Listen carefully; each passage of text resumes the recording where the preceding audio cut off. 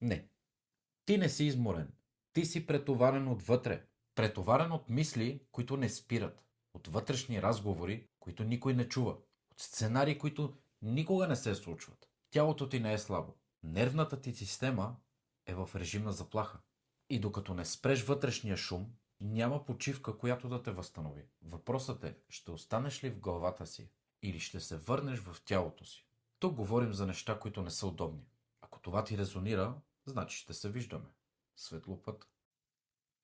Не, ти не си изморен. Ти си претоварен отвътре. Претоварен от мисли, които не спират. От вътрешни разговори, които никой не чува. От сценарии, които никога не се случват. Тялото ти не е слабо. Нервната ти система е в режим на заплаха. И докато не спреш вътрешния шум, няма почивка, която да те възстанови. Въпросът е, ще останеш ли в главата си или ще се върнеш в тялото си. Тук говорим за неща, които не са удобни. Ако това ти резонира, значи ще се виждаме. Светлопът.